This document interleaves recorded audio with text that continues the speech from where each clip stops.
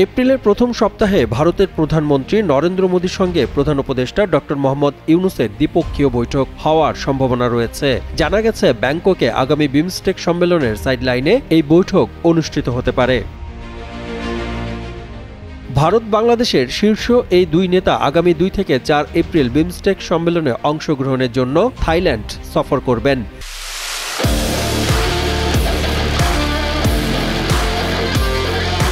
তবে সাম্প্রতিক প্রেক্ষাপটে দুই দেশের মধ্যে বিভিন্ন ইস্যুতে উত্তেজনা বিরাজ করায় এই বৈঠকের ব্যাপারে সংশয় প্রকাশ করেছে ভারতীয় গণমাধ্যম। তারা বলছে, প্রস্তাবিত বৈঠকটি হতেও পারে, আবার নাও হতে পারে।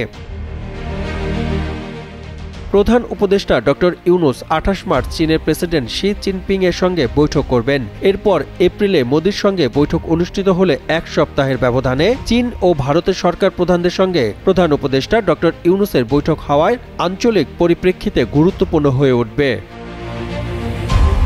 এর আগে নিউ ইয়র্কে গত সেপ্টেম্বরে জাতিসংঘ সাধারণ পরিষদের অধিবেশনের সাইডলাইনেও মোদির সঙ্গে ডক্টর ইউনূসের বৈঠক করার পরিকল্পনা ছিল। সে সময় নানা কারণে বৈঠকটি হতে পারেনি।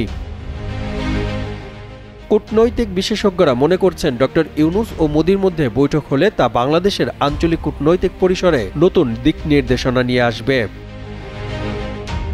এদিকে ইউনূস মোদির সম্ভাব্য বৈঠকটির ব্যাপারে সুনিশ্চিত কোনো তথ্য জানাতে পারেনি ভারতের পররাষ্ট্র মন্ত্রণালয়। নয়াদিল্লিতে এই বিষয়ে সাংবাদিকদের প্রশ্নের জবাবে দেশটির পররাষ্ট্র মন্ত্রণালয় জানায়, এই বৈঠকের ব্যাপারে সর্বশেষ নিশ্চিত কোনো তথ্য নেই তাদের কাছে।